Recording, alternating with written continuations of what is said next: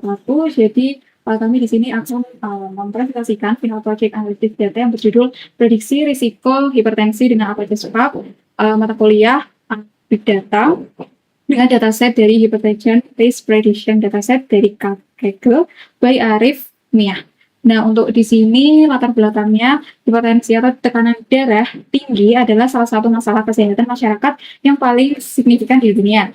Organisasi Kesehatan di Dunia (WHO) mencatat bahwa sekitar 1,4 miliar orang dewasa di dunia ini mengidap hipertensi. Namun banyak diantaranya tidak terdiagnosis karena penyakit ini sering disebut dengan silent killer, yaitu berkembang tanpa gejala yang jelas sehingga menimbulkan komplikasi serius seperti penyakit jantung, stroke, dan juga belok ginjal. Nah, sebagai faktor risiko yang telah diidentifikasi dalam literatur medis sebagai pemicu hipertensi, diantaranya usia, indeks massa tubuh atau BMI, terus konsumsi garam, aktivitas fisik, kebiasaan merokok, kualitas tidur, tingkat stres, dan juga riwayat tekanan darah, riwayat keluarga, dan penggunaan obat-obat tertentu. Nah, memahami kombinasi faktor-faktor ini secara kuantitatif dapat membantu tenaga kesehatan maupun individu untuk melakukan deteksi dini dari pencegahan yang lebih tepat sasaran.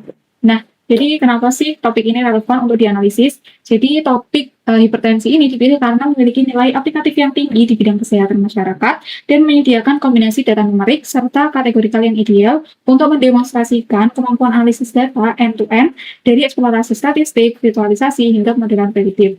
Nah, di sini kami juga ada beberapa rumusan masalah. Yang pertama, ada bagaimana karakteristik dan distribusi faktor-faktor resiko hipertensi seperti yang sudah diucapkan tadi. Lalu yang kedua yaitu ada faktor yang memiliki korelasi atau pengaruh paling kuat terhadap status hipertensi seseorang. Lalu tiga, apakah kombinasi faktor gaya hidup dan klinis dapat digunakan untuk memprediksi risiko hipertensi seseorang secara akurat melalui model machine learning. Lalu yang terakhir yaitu algoritma klasifikasi apa yang paling sesuai untuk karakteristik dataset ini dan seberapa baik performanya. Nah, di sini merupakan penjelasan dataset secara rinci. Untuk nama datasetnya yaitu Hypertension Risk Prediction, sumbernya dari Kaggle dan autornya Arif Miah 2025. Nah, jadi di sini ada kolom age yang bertipe numerik, deskripsinya ya di sini untuk mendeskripsikan sebuah usia, lalu ada self intake, estimasi konsumsi garam harian, lalu ada stress score untuk skor tingkat stres, lalu untuk BB history di sini tipenya kategorikal, lalu ada sleep duration, tipenya numerik, lalu ada BMI, tipenya numerik, medication kategorikal, family history kategorikal, exercise level kategorikal, lalu smoking status kategorikal, dan yang terakhir yaitu health hypertension atau status hipertensi individu itu bertipe kategorikal juga, atau yes or no. Nah, yang kedua kita perlu setup environment dan juga impact library. Nah, langkah pertama adalah menginstal dan menginisialisasi Apache Spark di Google Colab karena Google Colab ini tidak menyediakan Spark secara bawaan. Jadi kita perlu menginstal PySpark melalui PIP. Nah, jadi di sini kita melakukan command prompt yaitu PIP install PySpark untuk 3.5.1 min-k. Nah, di sini terlihat bahwa PySpark ini berhasil diinstal. Nah, selanjutnya kita menyimport library yang dibutuhkan seperti PySpark SQL, SQL window, SQL feature, PySpark ML classification, dan juga PySpark ML untuk import pipeline. Nah, di sini untuk memvisualisasi dan juga memanipulasi data pendukung. Nah, di sini terlihat bahwa seluruh library itu berhasil diimport. Nah, selanjutnya yaitu inisialisasi Spark Session. Nah, jadi Spark Session ini adalah sebuah entry point utama untuk berintegrasi dengan Spark, yaitu nama aplikasi ini akan tampil di Spark UI. Nah, di sini untuk mengurangi verbosity log Spark agar output notebook itu lebih bersih. Nah, di sini sudah berhasil dijalankan dengan versi V3.5.1, master lokal, dan app name adalah Hypertension Risk Analysis. Nah, selanjutnya yang ketiga kita akan membuat dataset. Jadi di sini kita akan mengunduh dataset asli dari Kaggle, yang mana kita menggunakan Kaggle JSON sebagai API. Lalu kita upload Kaggle JSON di sini, dan di sini terlihat bahwa kita sudah bisa mengambil API dari Kaggle dan sudah bisa mendownload Hypertension Risk Prediction dataset yang sudah ada di konten di folder konten dan data.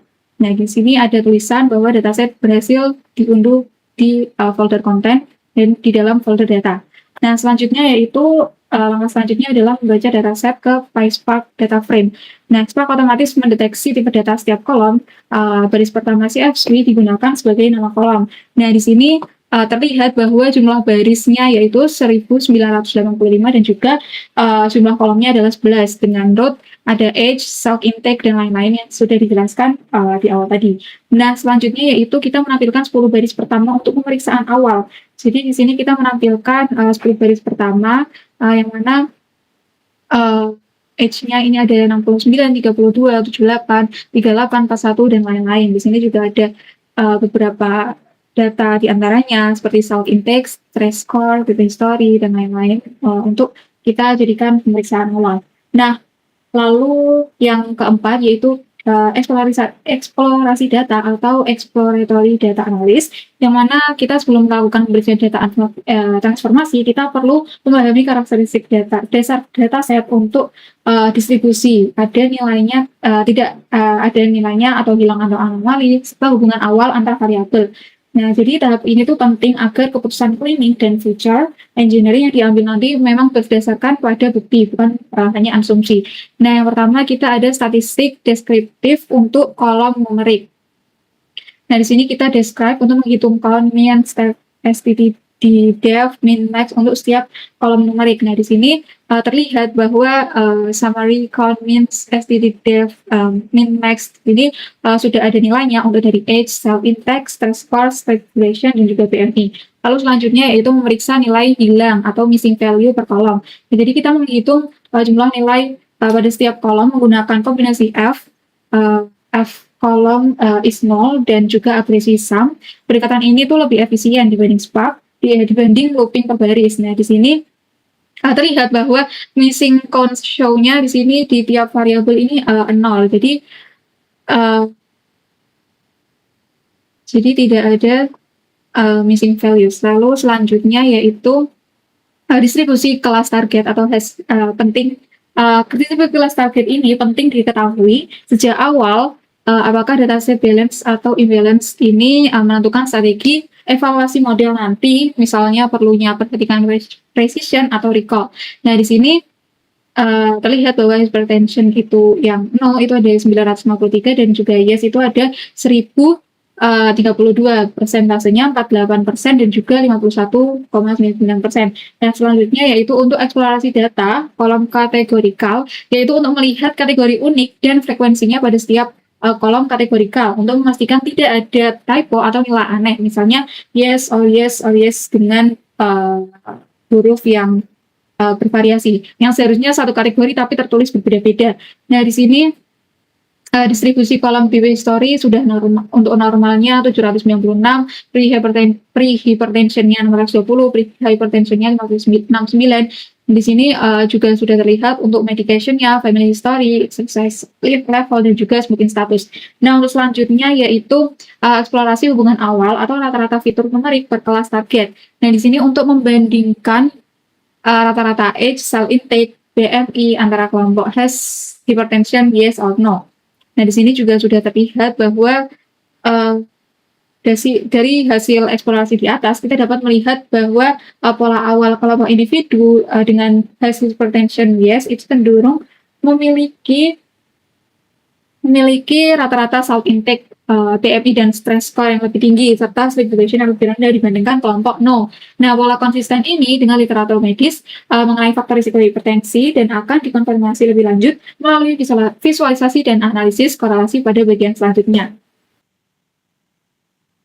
Baik, untuk selanjutnya yang nomor 5 itu adalah data cleaning. Dan berdasarkan hasil EDA ini, langkah cleaning yang akan dilakukan adalah yang pertama adalah penanganan missing value. Jika ditemukan baris atau kolom akan ditangani sesuai dengan proporsi dan jenis datanya. Terus yang kedua itu adalah penanganan duplikat, memastikan tidak ada baris data yang terduplikasi sempurna. Terus yang ketiga adalah standarisasi nilai kategorikal dengan menyamakan kapitalisasi atau format string agar tidak ada kategori ganda akibat inkonsistensi penulisan. Dan yang terakhir adalah penanganan outlier, di mana memeriksa nilai-nilai ekstrim pada kolom numerik, misalnya sub intake ataupun BMI yang secara klinis itu tidak masuk akal. Contoh BMI itu ada 0 dan nilainya itu negatif, bukan sekadar outlier outlier statistik biasa karena outlier yang ekstrim namun valid secara medis. Misalnya BMI 40 pada kasus obesitas tetap merupakan informasi berharga untuk model. Pendekatan ini tuh sengaja konservatif. Kita tidak membuang outlier secara membabi buta karena dalam konteks kesehatan nilai ekstrim itu misalnya konsumsi garam sangat tinggi seringkali ada susul kasus yang ingin kita deteksi. Nah, pada 8.1 ini di mana kita akan menghapus duplikat dengan jumlah baris sebelum hapus duplikat itu ada 1985 dan baris sesudah melakukan hapus duplikat itu masih sama 1985. Terus jumlah duplikat yang dihapus itu adalah jadi tidak ada baris yang duplikat di sini. Terus di 8.2 itu menangani missing value dengan strategi itu kolom numerik diisi dengan median, lebih robust terhadap outlier dibandingkan mean, dan kolom kategorikal diisi dengan modus. Nah, ada catatan terkait dataset ini di mana baik versi asli Kaggle maupun di flashback sintetis ini umumnya tidak banyak atau tidak ada missing value, tetapi langkahnya tetap diimplementasikan agar equivalent robust ini itu jika dijalankan pada data baru yang mungkin memiliki missing value. Di mana hasilnya ada kolom edge missing value diisi dengan median 50, terus stat index diisi dengan 850, stride core diisi dengan 5, dan stride duration itu 6.40, dan BMI itu diisi dengan median 25.90. Sehingga penanganan missing value sudah selesai. Terus di 8.3 itu standarisasi nilai kategorikal, membersihkan white space berlebihan dan menstandarkan kapitalisasi untuk mencegah kategori yang sebenarnya sama tapi terhitung berbeda. Misalnya yes versus yes ataupun yes dengan huruf Y kecil. Terus hasilnya di sini smoking status, ada smoker, non smoker dengan skornya 568 dan non smoker itu 1417. Terus validasi rentang nilai, memeriksa apakah ada nilai yang secara klinis tidak masuk akal, misalnya usianya itu kurang dari 0, BMI kurang dari 0, ataupun stat index yang negatif. Ini bukan deteksi outlier statis, melainkan validasi domain saja. Nah, setelah melakukan operasi ini, jumlah baris dengan nilai tidak valid itu secara klinis 0, jadi tidak ada data yang tidak valid. Terus tidak ditemukan juga nilai di luar rentang valid secara klinis. Nah, selanjutnya, change data frame setelah cleaning, karena ada selanjutnya itu change data frame setelah cleaning karena akan digunakan berulang kali. Terus pada tahap berikutnya IDA, lanjutan visualisasi dan juga ML, terus melakukan change, menyimpan data frame di memori akan stock tidak perlu, terus membaca ulang dari setiap kali data frame ini dipanggil. Nah, hasilnya adalah jumlah baris dan kolom setelah data cleaning itu ada 1085 baris dengan 11 kolom. Berikut ada tampilan untuk grupnya. Terus yang keenam itu ada transformasi data dan fitur engineering. Nah, pada tahap ini tuh kita membuat fitur-fitur baru yang secara klinis bermakna dan dapat meningkatkan kemampuan model dalam menangkap pola risiko hipertensi. Setiap fitur baru itu dibuat dengan justifikasi yang jelas, bukan sekadar try and error saja. Nah, yang pertama itu adalah kategori BMI berdasarkan standar WHO dengan pengumpulan underweight itu ada di BMI itu kurang dari 18,5, terus normal itu antara 18,5 sampai 25, overweight itu ada 25 sampai 30, dan obesitas itu lebih dari 30. Nah, alasan kategori BMI ini lebih mudah diinterpretasi secara medis dibandingkan dengan BMI mentah dan dapat menangkap hubungan non-linear antara BMI dengan risiko hipertensi. Nah, selanjutnya ini ada output dari BMI kategori dan juga jumlahnya. Selanjutnya ini ada kategori usia ke dalam kelompok umur. Mengelompokkan usia ke dalam kategori yang umum digunakan pada studi epidemiologi hipertensi untuk memudahkan analisis pola per kelompok umur. Nah, selanjutnya ini merupakan outputnya, ada age groupnya itu dari 18 sampai 29 dengan jumlah 373, usia 30 sampai 44 dengan jumlah 497 dan sebagainya. Terus di kategori konsumsi garam, berdasarkan rekomendasi WHO kan merekomendasikan jumlah garam itu kurang dari 5 gram per harinya untuk orang dewasa. Terus kita membuat flat binary high salt intake untuk menangani individu yang konsumsinya lebih 2 kali lipat dari rekomendasi WHO karena ambang baris ini sering digunakan dalam studi kesehatan masyarakat sebagai indikator resiko tinggi. Dengan outputnya adalah salt intake no itu jumlahnya 1521 dan yang yes itu ada 464.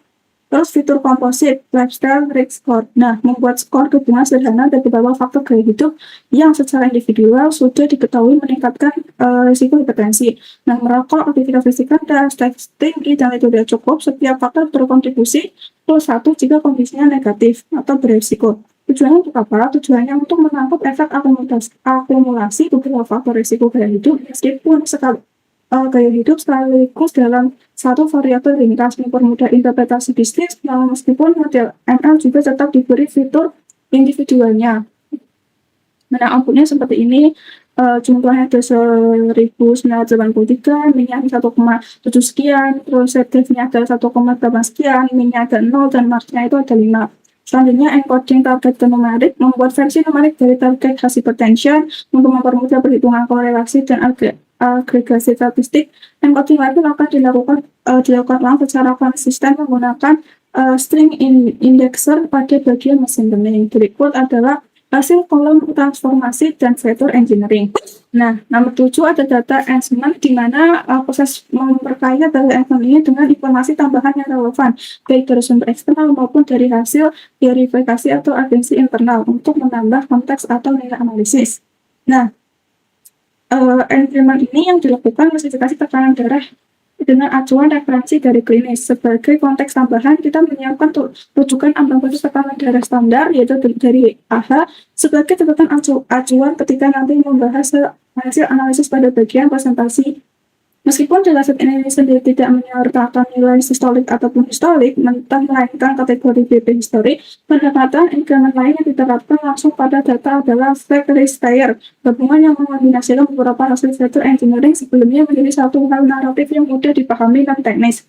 Nah, pertama itu adalah membuat risk tier, menggabungkan payment kategori, hexal, index, dan juga lifestyle risk score menjadi satu label kategorikal yang mudah dikomunikasikan ke audiens non-teknis sebagai bentuk increment berbagi aturan di atas data yang sudah ada. Berikut adalah outputnya, di mana risk tier-nya tinggi, sedang, dan juga rendah, dengan jumlah dan juga persentase hipertensi. Nama ada catatan terkait untuk mengenai increment ini, di mana tabel di atas memiliki bukti validasi bahwa risk tier yang kita buat memang berkorelasi dengan kondisi real. Bila kelompok tinggi memang menunjukkan presentasi hipertensi tertinggi, maka increment ini terbukti bermakna secara analitis, bukan sekadar label kosmetik saja. Nah, yang terakhir itu ada visualisasi data. Sebab data frame tidak memiliki kemampuan plotting natif, sehingga pola umum yang digunakan adalah agregasi atau transformasi dilakukan di SLAM. Kemudian hasil aplikasi yang sudah diringkas dikonversi ke pandas data frame untuk divisualisasikan dengan Matplotlib atau Seaborn. Nah, pendekatan ini penting untuk dipahami, dia tidak menarik seluruh data mentah ke pandas, melainkan hanya hasil agregasinya saja, di mana yang pertama adalah visualisasi distribusi target hasil hypertension, di mana ini outputnya adalah distribusi status hipertensi pada dataset, ada jumlah individu, terus di sini itu adalah status hipertensi, ada yang itu ada jumlahnya 993, terus yang lain itu ada 1032. Selanjutnya ada visualisasi 2, distribusi usia, mengambil hanya kolom age atau usia dalam bentuk pandas cukup ringan karena hanya di kolom untuk membuat histogram distribusi usia. Sini ada output untuk distribusi usia dari responden, ada frekuensinya, dan juga pada usianya dari 20 tahun sampai 20 tahun ke atas. Selanjutnya ada visualisasi ketiga, plus set index versus status hipertensi. Visualisasi ini secara langsung menjawab pertanyaan bisnis GP2, apakah konsumsi garam berasosiasi dengan status hipertensi. Ini merupakan outputnya, konsumsi garam atau sat indeksnya berdasarkan status hipertensi, di mana ada satu hipertensinya is atau no, terus ada sat indeks garam per harinya. Nah, selanjutnya itu ada visualisasi keempat, persentase hipertensi per kelompok usia. Agregasi dilakukan sepenuhnya di SPAC. Hasilnya itu berupa tabel ringkas yang baru dikonversi ke pandas untuk divisualisasikan. Berikut outputnya, yaitu persentase individu dengan hipertensi per kelompok usia. Kelompok usianya 18 sampai 29, 30 sampai 44, 45 sampai 59, dan juga 60 tahun ke atas. Di sini ada persentase hipertensinya. Selanjutnya ada visualisasi kelima, itu heat map korelasi fitur numerik. Korelasi itu menggunakan statistik lalu divisualisasikan sebagai heat map. Ini membantu menjawab rumusan masalah yang kedua, faktor mana yang paling berkorelasi dengan hipertensi. Berikut adalah uh, outputnya headmap korelasi antara fitur numerik, ada usia, self index, stress score, self duration, BMI, F-Sterling score, has hypertension. Nah, terus di sini juga ada korelasi yang lainnya.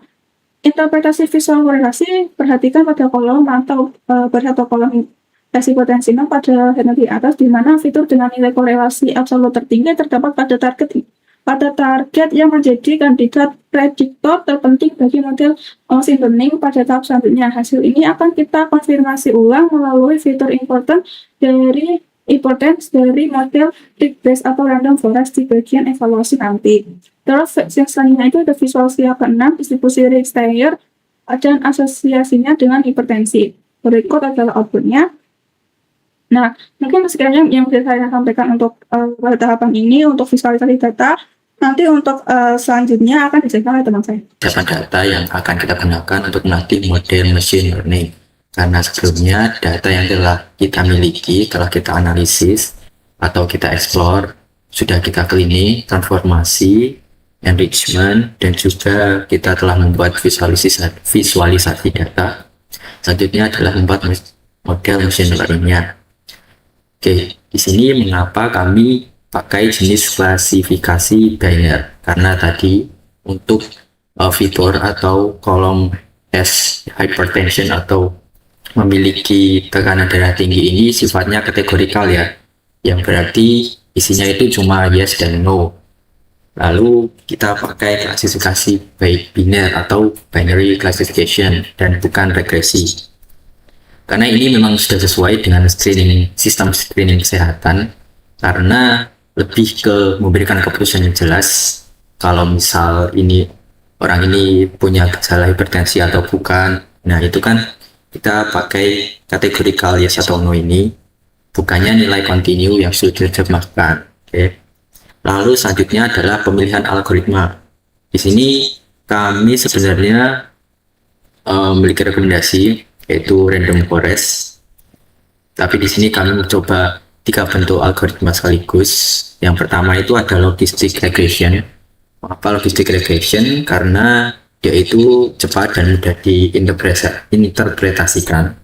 Terus yang selanjutnya yang direkomendasikan tadi adalah random forest classifier, karena algoritma ini berbasis pohon keputusan ya, atau decision tree, dan beberapa alasannya yang mendukung adalah antara lain data yang kami punya itu memiliki kombinasi fitur numerik atau kategorikal tadi. Terus ini random forest relatif tahan terhadap outlier. Outlier ini apa? Outlier ini simpelnya seperti data anomali yang datanya itu nilainya jauh dari data-data lain, melenceng gitu ya. Terus menyediakan fitur importance secara langsung. Terus ini juga kemudian dataset kita yang ada 2000 baris, kita 2000 baris karena tidak terlalu besar sehingga risiko overfitting.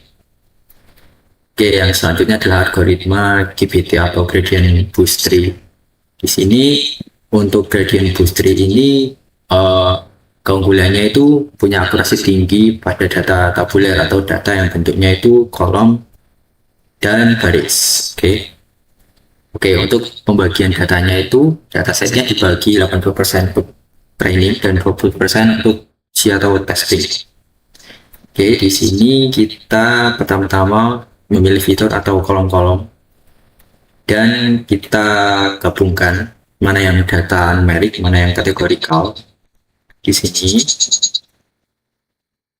Dan targetnya tadi kan hypertension, yang yes atau no, punya gejala tekanan darah tinggi atau tidak. Nanti selanjutnya adalah kita akan encode data-data tadi, seperti misalnya kita di sini pakai string indexer, yaitu mengubah string menjadi indeks numerik. Jadi data-data yang bentuknya string itu kita bikin indexing 0, 1, 2, 3 dan seterusnya. Terus kalau yang one hot encoder ini kita mengubah data numerik menjadi vektor.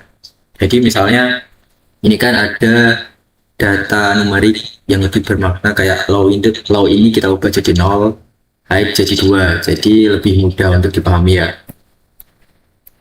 Oke, selanjutnya adalah menggabungkan seluruh fitur menjadi satu vektor. Nah, karena di Spark ML Lib ini mengharuskan seluruh fitur atau kolomnya itu digabung menjadi satu kolom bertipe vektor atau biasa disebut dengan features. Ini kita gabungkan semuanya ke dalam bentuk features. Selanjutnya adalah kita bagi train test datasetnya seperti ini tadi, 80% untuk train dan 20% untuk test. Dan di sini ada hasil dari distribusinya untuk data training dan juga data testing.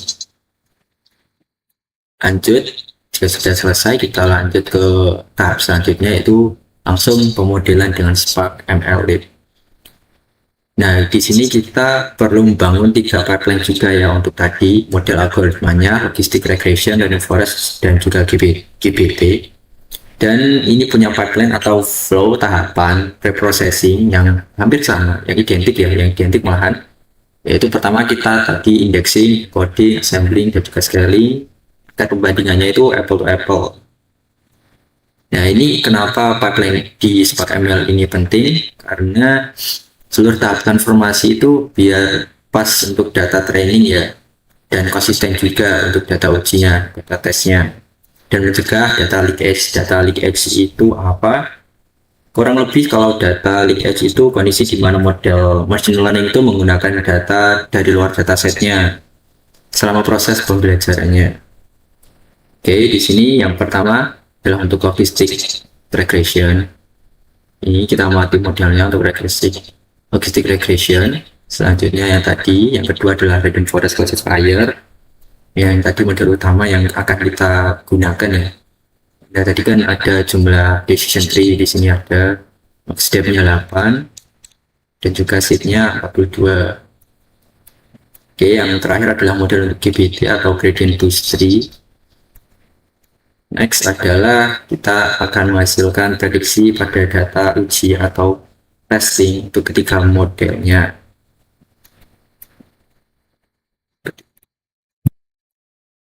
Oke, lanjut untuk nomor 11 di sini adalah evaluasi dari modelnya. Modelnya sendiri punya beberapa hasil untuk dievaluasi. Yang pertama tentunya adalah akurasi. Akurasi ini adalah bagaimana model dapat memprediksi secara benar untuk keseluruhannya. Akurasi ya. Lalu selanjutnya adalah presisi. Presisi ini kan akan mendeteksi yang benar-benar beresiko hipertensi.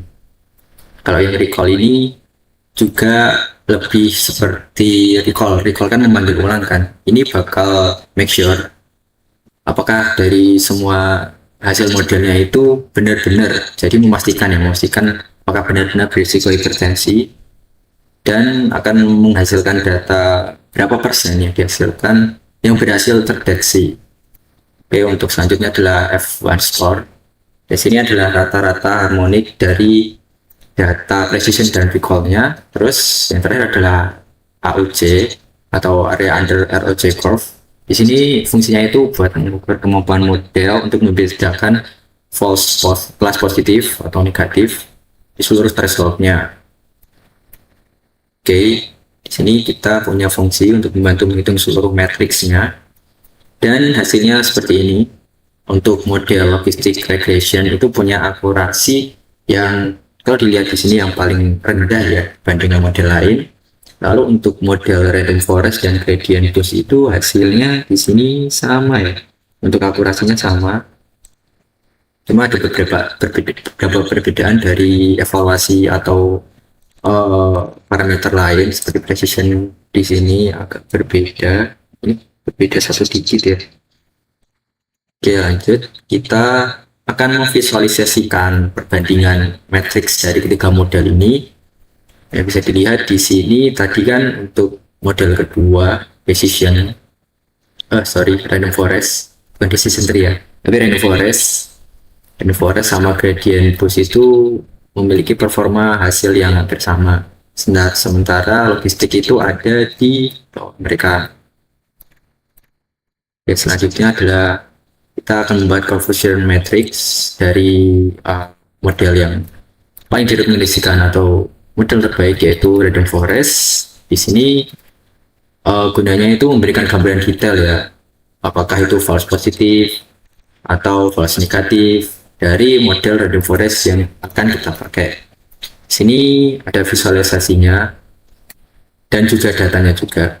Di sini untuk true negatifnya ada 179, yang mana itu diprediksi sehat dan aktual sehat. Ini bener ya, benar harusnya. False positif diprediksi hipertensi, tapi kenyataannya itu sehat. Ini false, ada yang salah. Terus false negatif, ini diprediksi sehat, tapi nyatanya hipertensi atau darah tinggi. Ini yang paling fatal ya, false negatif ya. Terus selanjutnya adalah true positif, diprediksi hipertensi, dan aktualnya kenyataannya hipertensi. Ini yang paling tinggi ya, true positif berdasarkan data yang kita analisis. Lalu selanjutnya adalah feature importance dari random forest. Dan di sini adalah menjawab perumusan masalah faktor apa yang paling berpengaruh terhadap prediksi resiko hipertensi berdasarkan model terbaik. Dan di sini ada visualisasinya juga dari tadi. Fitur atau kondisi yang paling berpengaruh. Di sini yang paling atas itu ada BP blood pressure history. Ini yang paling berpengaruh, yang paling tinggi. Selanjutnya menyusul adalah umur yang berpengaruh ke hipertensi dan juga lifestyle atau gaya hidup dan lain-lainnya. Nah, ini tadi BP history itu sebenarnya fitur atau field yang ada di encodingnya. Oke, seperti itu. Jadi kita sudah mendapatkan kesimpulan fitur 10 fitur yang paling berpengaruh pada tekanan darah tinggi. Di sini opsional sebenarnya. Kita bisa tuning modelnya lagi dan modelnya lebih akurat. Ini akurasinya 95%. Dan kita sampai ke kesimpulan dan rekomendasi bisnis. Oke, dari proses analisis data dan pemodelan model algoritma yang telah kita lakukan, kita sampai kesimpulan yang pertama adalah karakteristik faktor risiko. Tadi kan distribusi data yang kita pakai, seperti misalnya usia, BMI, konsumsi garam, dan tingkat stres. Dengan pengelompokan tadi, hypertension yang yes atau no, itu konsisten dan menunjukkan nilai rata-rata yang lebih tinggi. Selanjutnya adalah faktor yang berpengaruh. Faktor yang berpengaruh tadi kan berdasarkan korelasi dan fitur importance dari random forest. Faktor seperti terkena riwayat darah sebelumnya atau konsumsi garam, BMI dan usia konsisten muncul sebagai predikator utama. Jadi fitur-fitur ini jadi muncul sebagai fitur utama sebagai penyebab atau resiko gejala dari hipertensi atau tekanan darah tinggi. Oke, selanjutnya adalah kelayakan prediksi otomatis. Tadi kan di sini untuk model random forest-nya kan mengklasifikasikan risiko hipertensi dengan menggunakan data berbasis pendekatan pribadi data gaya hidup atau lifestyle tadi dan riwayat klinis. Nah, ini sebenarnya masih layak digunakan sebagai screening awal atau pemeriksaan pengujian gitulah. Nah, tapi di sini tetap perlu dikombinasikan dengan pemeriksaan klinis atau pemeriksaan lebih lanjut untuk diagnosis finalnya. Dan di sini untuk algoritma terbaik yang kami pakai di sini terbukti adalah random forest ketimbang dari logistic regression dan juga GPT. Oke, seperti itu. Selanjutnya adalah keterbatasan studi dari tugas yang telah kami buat ini. Kalau yang pertama di sini kan tadi dataset yang kami pakai sebenarnya bersifat sintetis atau buatan dan belum benar-benar terbukti valid ya pada populasi sebenarnya di Indonesia terutama. Dan selanjutnya adalah model belum diuji generalisasinya pada data luar distribusi perhatian. Jadi data ini model ini belum dilatih untuk memprediksi data dari luar dataset yang kami pakai tadi. Dan yang terakhir adalah hasil dari prediksi ini bersifat indikatif awal, bukan pengganti diagnosis medis profesional. Jadi seperti yang sebelumnya telah saya sebutkan, kalau masih perlu untuk pengujian dan pemeriksaan diagnosis yang lebih nyata dari pihak profesional. Oke, terakhir adalah penutup. Terima kasih.